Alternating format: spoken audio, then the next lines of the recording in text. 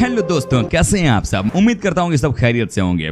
दोस्तों, आज हम आपको एक ऐसे धर्म के बारे में बताने जा रहे हैं जो सबसे ज्यादा पॉपुलर है। जी हाँ, एक ऐसा धर्म जो सबसे ज्यादा अलग माना जाता है। दोस्तों, आज हम आपको ईसाई धर्म के बारे में सारी जानकारी देने वाले हैं। इसके संपूर्ण इतिहास पर नजर डालेंगे। बस आपसे अनुरोध है कि इस वीडियो को आप बिना स्किप किए अंत तक जरूर देखिएगा। नए दर्शक चैनल को सब्सक्राइब जरूर कर लीजिए। तो चलिए शुरू करते हैं आज का ये इंफॉर्मेटिव वीडियो। ईसाई धर्म का इतिहास। प्राचीन यहूदी परंपरा से ईसाई धर्म निकला है, जो ये एक इब्राहिमी धर्म है। ये भी अन्य इब्राहिमों धर्मों के समान एक एकेश्वरवादी धर्म है। ईसाई परंपरा के अनुसार ईसाई धर्म की शुरुआत फलस्तीन में प्रथम सदी में हुई थी, जिसके अनुयायी ईसाई कहलाते हैं। यीशु मसीह के शिक्षाओं पर ईसाई धर्म आधारित है। ईसाइयों में मुख्यतः 3 समुदाय हैं, जो कि इस प्रकार हैं: प्रोटेस्टेंट, कैथोलिक और ऑर्थोडॉक्स। बाइबिल इनका धर्म ग्रंथ है। ईसाइयों के धार्मिक स्थल को चर्च कहते हैं। ईसाई धर्म को विश्व में सर्वाधिक लोग मानते हैं। मूर्ति पूजा, हत्या, व्यभिचार और किसी को भी व्यर्थ आघात ईसाई धर्म के अनुसार पहुंचाना पाप है। ये धर्म किसी क्रांति की तरह 4वीं सदी तक फैलता गया, परंतु इसके बाद इस धर्म में अत्यधिक धर्म सत्ता तथा कर्मकांडों की प्रधानता ने दुनिया को अंधकार युग में धकेल दिया था। फलस्वरूप इसमें रीति रिवाजों के बजाय आत्मिक परिवर्तन पर पुनर्जागरण के बाद से अधिक जोर दिया गया है। यीशु मसीह। दोस्तों, स्वयं परमेश्वर के पुत्र यीशु मसीह हैं, जो पतन हुए सभी मनुष्यों को मृत्यु तथा पाप से बचाने के लिए जगत में देह धारण करके आए थे। वे एक देह में प्रकट हुए ताकि वे पापी मनुष्य को नहीं, बल्कि मनुष्य के अंदर के पाप को मिटा सकें। उन्होंने इस पृथ्वी पर जो व्यक्ति पापी, बीमार, मूर्खों और सताए हुए का पक्ष लिया, उनके बदले में अपनी जान देकर पाप की कीमत चुकाई, जिससे कि मनुष्य बच सके। पवित्र आत्मा। त्रिएक परमेश्वर के तीसरे व्यक्तित्व पवित्र आत्मा हैं। व्यक्ति अपने भीतर इसके प्रभाव में ईश्वर का एहसास करता है। ये ईसा के चर्च एवं अनुयायियों को निर्देशित करते हैं। ईसाई धर्म के संस्थापक ईसा मसीह हैं और ईसाई धर्म का प्रमुख ग्रंथ बाइबिल है। ईसा मसीह का जन्म यरूशलेम के निकट बेथलेहम नामक स्थान पर हुआ था।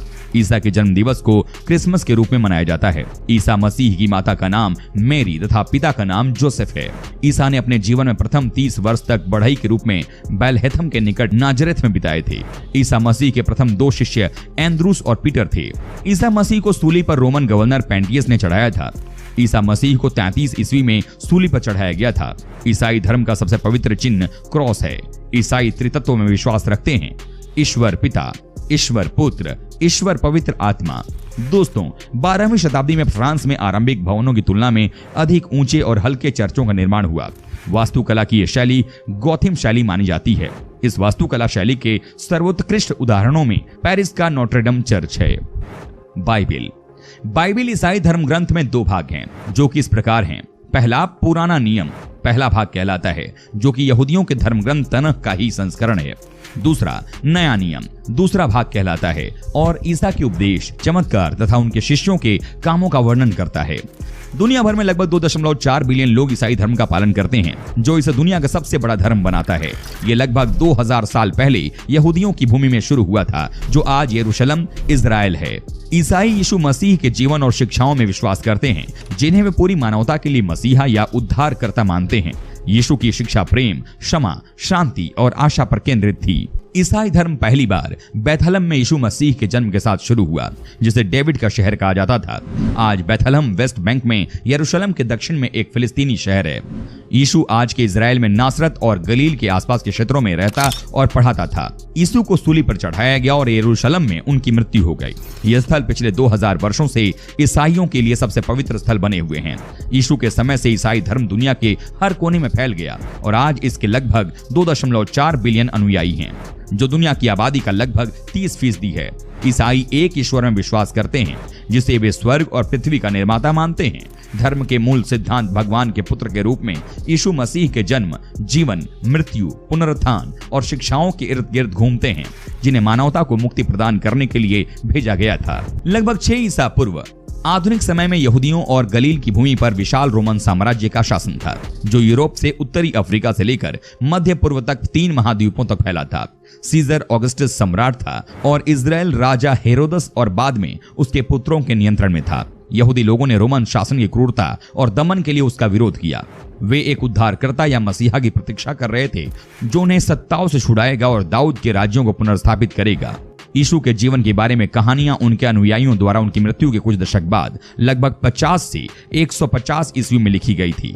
वे ईसाई बाइबल में नया नियम बनाते हैं। उनके जीवन या सुसमाचार के 4 मुख्य लेख, जिसका अर्थ है सुसमाचार, यीशु के शिष्यों या अनुयायियों मैथ्यू, मार्क, ल्यूक और जॉन द्वारा लिखे गए थे।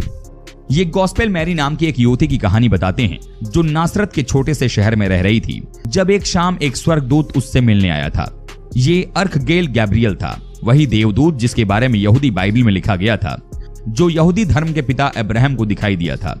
स्वर्गदूत जिब्राइल ने मरियम से कहा, हे मरियम, मत डर, क्योंकि परमेश्वर का अनुग्रह तुझ पर हुआ है। देख, तू एक पुत्र उत्पन्न करेगी और तू उसका नाम यीशु रखना। ये मेरे लिए एक झटके के रूप में आया, जिसकी मंगनी जोसेफ नाम के एक व्यक्ति से हुई थी, लेकिन अभी तक उसकी शादी नहीं हुई थी। उसने स्वीकार किया कि भगवान चाहता है कि वो इस विशेष बच्चे की मां बने, और उसने परी से कहा कि वो भगवान के वफादार सेवक के रूप में सहमत है। वो जल्द ही बच्चे के साथ पाई गई। पहले तो जोसेफ क्रोधित और चौंक गया था, लेकिन वो भी एक सपने में देवदूत द्वारा दौरा किया गया था और माना जाता था कि मैरी ने पवित्र आत्मा द्वारा बच्चे की कल्पना की थी। मैरी और जोसेफ बेथलहम की यात्रा। दोस्तों, उस समय रोम अपने क्षेत्रों में नागरिकों को उनके जन्म के शहर में जाने के लिए मजबूर कर रहा था, ताकि करों को इकट्ठा करने की क्षमता में सहायता के लिए जनगणना एकत्र की जा सके। ये एक लंबी और कठिन यात्रा थी और मैरी अपनी गर्भावस्था में बहुत आगे थी। जब वे बेथलहम पहुंचे तो शहर जनगणना के लिए लोगों से इतना भरा हुआ था कि उनके रहने के लिए कहीं जगह नहीं थी। सभी सरायों ने गरीब दंपतियों को भगा दिया। उस रात मरियम प्रसव पीड़ा में चली गई और शिशु यीशु का जन्म हुआ। मैरी और जोसेफ ने अपने नवजात शिशु को स्वेडलिंग कपड़ों या गर्म कंबल में लपेटा, क्योंकि उनके पास कोई पालना नहीं था। उन्होंने यीशु को एक चरनी में रखा या एक कुंड में चारा डाला जो पुआल से भरा हुआ था। यीशु के अनुयायियों के लिए यह महत्वपूर्ण है। उनका जन्म महान विलासिता में से एक नहीं था, बल्कि ये कि एक विनम्र जन्म था, क्योंकि यीशु शक्तिशाली और धनी राजाओं का नहीं, बल्कि पूरी मानवता का प्रतिनिधित्व करते थे। चरवाहे और बुद्धिमान लोग आनंदित होते हैं। कहानी आगे कहती है कि बेथलहम के बाहर पहाड़ियों पर पास के चरवाहों ने यीशु के जन्म के समय आकाश में एक असामान्य रूप से चमकीला तारा देखा। चरवाहों के सामने एक स्वर्गदूत प्रकट हुआ और उन्हें बताया कि बेथलहम में एक बच्चे का जन्म हुआ है जो मसीहा होगा। यह भी लिखा है कि पूर्व में दूर एक देश में 3 बुद्धिमान पुरुषों ने सितारा का अध्ययन किया। उन्होंने आकाश में वही चमकीला तारा देखा जो उन्होंने पहले कभी नहीं देखा था। उनका मानना था कि इसका मतलब यह हो सकता है कि एक महान नए शासक का जन्म हुआ है। वे तारे के पिछले बेथलहम गए, जहां वे शिशु यीशु से मिले, उनकी पूजा करने के लिए झुके और उन्हें सोने, लोबान और गंधरस के उपहारों से सम्मानित किया। क्रिसमस। यीशु के जन्म की कहानी ईसाइयों के लिए सबसे बड़ी छुट्टियों में से एक के रूप में मनाई जाती है। इसे क्रिसमस कहा जाता है और ये हर साल 25 दिसंबर को होता है। क्रिसमस को मानवता और दुनिया के लिए ईश्वर के प्रेम के उत्सव के रूप में देखा जाता है। समारोहों में उपहारों का आदान प्रदान, दान देना, क्रिसमस ट्री सजाना, चर्च सेवाओं में भाग लेना और परिवार के साथ दावत देना शामिल है। सांता क्लॉज उर्फ फादर क्रिसमस या सेंट निक एक लोकप्रिय किंवदंती है, जिसके बारे में कहा जाता है कि वो क्रिसमस की पूर्व संध्या पर अच्छे व्यवहार वाले बच्चों के लिए उपहार लाता है। हालांकि वो ईसाई धर्म में एक प्रमुख व्यक्ति नहीं है। यीशु का जीवन और शिक्षा। बाइबल के अनुसार मैरी और जोसेफ शुरू में राजा हेरोदस के उत्पीड़न से बचने के लिए अपने बच्चे के साथ मिस्र भाग गए थे। बाद में वे नासरत लौट आए, जहां उन्होंने अपने यहूदी धर्म में यीशु को पाला। जोसेफ एक बढ़ई था। उसने अपने बेटे को अपना व्यापार सिखाया। यीशु ने छोटी उम्र से ही महान ज्ञान और धार्मिक ज्ञान का प्रदर्शन किया और कठिन विषयों पर रब्बियों के साथ गहराई से चर्चा की और उन्हें अपने अंतर्दृष्टि से प्रभावित किया। तो दोस्तों, आज के लिए बस इतना ही। कैसा लगा आपको आज का ये रोचक वीडियो? अपनी राय हमें नीचे कमेंट बॉक्स में जरूर दीजिएगा। वीडियो पसंद आई तो इसे अपने दोस्तों संग शेयर जरूर कीजिएगा और अपना ख्याल रखिएगा। Take care.